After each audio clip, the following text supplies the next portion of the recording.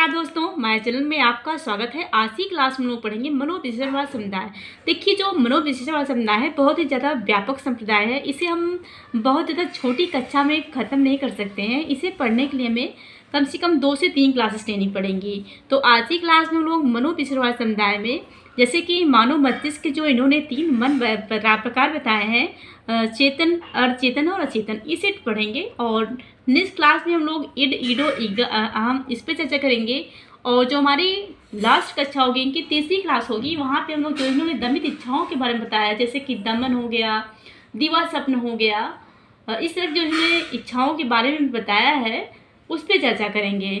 तो आज की क्लास में हम लोग मानव के मस्तिष्क के जो 3 प्रकार इन्होंने बताया है उस पर चर्चा करेंगे। सबसे पहली चीज़ क्या है कि अगर हम फ्रायड के बारे में बात करें तो फ्रायड जो है ऑस्ट्रिया के मनोचिकित्सक थे। सिगमंड फ्रायड जो है ऑस्ट्रिया के मनोचिकित्सक थे। फ्रायड के जो मनोविश्लेषण सिद्धांत है, इस सिद्धांत को प्रथम बल भी कहा जाता है। ये चीज़ आपको नोट करनी है। इसे क्लासिकल मनोविश्लेषणवाद भी कहा जाता है। व्यक्तित्व का गत्यात्मक सिद्धांत भी इसे कहा जाता है। इस समुदाय की जो स्थापना है 1900 में नैदानिक परिसर में हुई थी। देखिए, जो अभी तक हम लोगों ने समुदाय परिसर में संरचनावाद पढ़ा, प्रकार्यवाद पढ़ा, उद्देश्यवाद अभी नहीं पढ़े हैं। तो इस सभी समुदायों को जो स्थापना है वो विश्वविद्यालयों में हुई। यह एक ऐसा संप्रदाय था जिसकी स्थापना जो है नैदानिक परिसर में 1900 ईस्वी में हुई थी। अगर हम बात करें कि मनोविश्लेषणवाद के 3 भागों में से बांटकर पढ़ाई करेंगे, क्योंकि यह बहुत ही ज़्यादा व्यापक पार्ट है, तो इन्हें हम बहुत छोटे पार्ट मतलब नहीं पढ़ सकते हैं। तो हम इसे जो है 3 पार्टों में इसे बांट कर पढ़ेंगे। व्यक्तित्व की संरचना, व्यक्तित्व का गतिकी मॉडल और व्यक्तित्व के मनोलैंगिक विकास। तो आइए आज हम लोग फ्रायड के उस सिद्धांत की रचना को पढ़ेंगे, व्यक्तित्व की समझना का सिद्धांत पढ़ेंगे। मनोविश्लेषणवाद जो है अपराधों, बुराइयों के कारण व्यक्ति के अचेतन मन को मानता है, इसीलिए मनोविश्लेषणवाद में अचेतन मन पर जो है अधिक जोर दिया गया है। मानव मस्तिष्क का जो 10% भाग होता है, फ्रायड ने बताया कि वो जो है चेतन मन है, बाकी जो 90% भाग होता है वो अचेतन मन का होता है। ये मानना था सिगमंड फ्रायड का।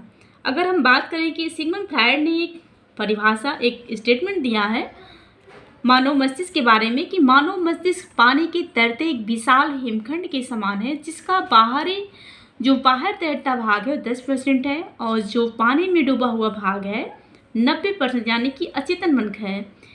आप अगर बर्फ के टुकड़ों को पानी में फेंकेंगे, आपका जो बर्फ के टुकड़े का 10% भाग ही दिखाई देता है।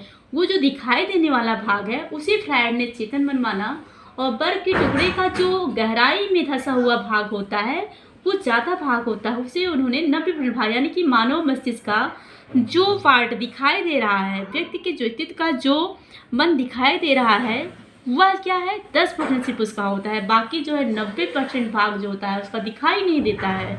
ये चीज़ किसका मानना था? फ्रायड का। फ्रायड ने मानव मस्तिष्क के 3 प्रकार बताए हैं, चेतन मन, अचेतन मन और अर्धचेतन मन।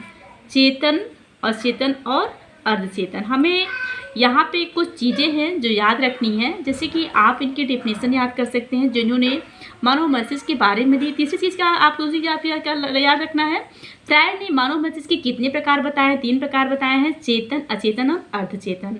और अगर आपको याद करने की बात करें तो आप याद कर लेते हैं फ्रायड कहाँ के निवासी थे? ऑस्ट्रिया के निवासी थे। और इनके सिद्धांत को अन्य किस नाम से जानते हैं? तो व्यक्तित्व के व्यक्त्यात्मक सिद्धांत के नाम से जानते हैं। इसे क्लासिकल मनोविश्लेषणवाद भी कहा जाता है। इसकी स्थापना कब हुई थी? 1900 में नैदानिक परिसर में हुई थी। मनोविश्लेषणवाद को प्रथम बल की संज्ञा दी गई है। और आगे हम बात कर लेते हैं कि जो इन्होंने मन के 3 प्रकार बताए, हम लोग उस पर चर्चा करते आइए हम लोग टॉपिक पे चलते हैं। अभी तक जो भी हम लोगों ने पढ़ा फ्रायड के बारे में, उस सब चीज़ों को आपको नोट करना है और याद कर। देखिए, यदि आप तैयारी वास्तव में कर रहे हैं तो सबसे ज़्यादा ज़रूरी आपके लिए है आप एक अच्छा हैंड नोट तैयार कीजिए। आप अपने सिलेबस के अकॉर्डिंग छोटे छोटे टॉपिक को तैयार कीजिए और हर टॉपिक का एक अच्छा हैंड नोट्स बनाइए। वो हैंड नोट्स ही है जो आपकी परीक्षा में आपके लिए, रिवीजन के लिए आपके लिए सबसे ज़्यादा मददगार होगा। तो आइए हम लोग बात कर लेते हैं चेतन मन की। अगर हम चेतन मन की बात करें तो वर्तमान जानकारी का संग्रह, जो है चेतन मन के द्वारा होता है, इसका जो संबंध है वास्तविकता से है। हमारे मन का जो 10% भाग है वो चेतन मन होता है। कितना परसेंट होता है? 10%। बाकी जो 90% भाग है वो अचेतन मन का होता है। तो फ्रायड ने बताया कि जैसे चेतन मन का जो 10% चेतन मन होता है वो उसका भाग 10% होता है। जैसे कि हमारी जो सामाजिक इच्छाएं हैं, नैतिक इच्छाएं, सांस्कृतिक इच्छाएं मानव की जो होती हैं, सामाजिक आदर्शों के का संबंध, इन सभी का संबंध जो है किससे होता है? चेतन मन से होता है। और इसका संबंध जो है वास्तविकता से होता है। इच्छा जो कि चेतन मन से ही बनती है। तो किसी भी कार्य की जैसे हम योजना बना रहे हैं तो चेतन मन के द्वारा ही करते हैं। जो हम देखते हैं, सुनते हैं, वर्तमान में जो चीज़ें हम कार्य को कर रहे हैं, ये सब क्या है? हमारा चेतन मन ही कराता है। तो ये है चेतन मन। इसके बाद है अर्धचेतन मन। आइए बात कर लेते हैं अर्धचेतन मन की।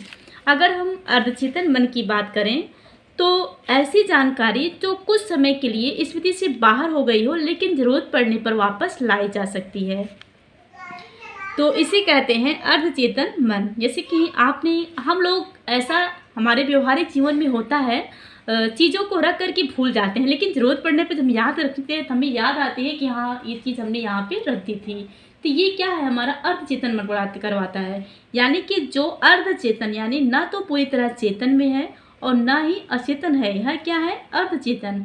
कोशिश करने के बाद, प्रयास करने के बाद चीज़ें हमारे मन में आ जाती हैं, क्या है? अर्धचेतन है। किसी भी चीज़ को हम रोक कर भूल जाते हैं और याद करने पर वो चीज़ हमें याद आ जाता है, क्या है? अर्धचेतन मन है। इसे जो है सुलभ या प्राप्य स्मृति भी कहा जाता है। क्या? सुलभ या प्राप्य स्मृति भी कहा जाता है। इसे जो है सुलभ या प्राप्य स्मृति भी कहा जाता है अर्धचेतन मन को। इसके बाद है अचेतन मन, जो कि बहुत ही ज़्यादा भयंकर है। यहाँ पर व्यक्ति के जो व्यक्तित्व का मन होता है, मन का 90% भाग जो है आपके अचेतन मन का होता है, जो हमें दिखाई नहीं देता है। इसमें वे अनुभव होते हैं जो असामाजिक, अनैतिक, घृणित, हिंसक होते हैं, जिनका कारण जो है सोचने पर भी नहीं पता चलता है। जब हमारा अचेतन मन प्रभावी होता है तभी हमारे द्वारा गलत कार्य होते हैं, जैसे कि अनैतिक इच्छाएं, कामुक इच्छाएं, ये सभी जो हमारी इच्छाएं होती हैं, ये सभी इच्छाएं हमारी तब प्रभावी होती है जब हमारा अचेतन मन प्रभावी होता है। व्यक्ति चोरी, मारपीट, ये सारी चीज़ें कब करता है? जब उसका अचेतन मन प्रभावी हो जाता है। अब व्यक्ति के व्यक्तित्व के, जैसा कि फ्रायड ने बताया कि व्यक्ति के व्यक्तित्व का जो 10% भाग है वह चेतन मन है, जो कि हमें दिखाई देता है। हम जो कार्य कर रहे हैं, अच्छा करते हुए आपको दिखाई दे रहे हैं, तो हमारा 10% भाग ही है। बाकी हमारे 90% भाग हमारे माइंड में इस तरह से है, जो कि हमारे अचेतन मन का है, जो हमें दिखाई नहीं दे रहा है, लेकिन हमारे मन में ये सारी चीज़ें जो है विद्यमान होती हैं। और वो कभी भी किसी भी समय जो है अगर चेतन में हमारा प्रभावित हो जाता है तो हमसे गलत कार्य होते हैं। जैसे कि हमारी जो भी अनैतिक इच्छाएं जो हमें नहीं करना चाहिए, असामाजिक कार्य, जो कार्य समाज के विरुद्ध है, जो हमें नहीं करने चाहिए, वो सभी कार्य हम कब करते हैं? जब हमारा अचेतन मन प्रभावी होता है। तो हमारा अचेतन मन क्या है? राक्षस है, राक्षस।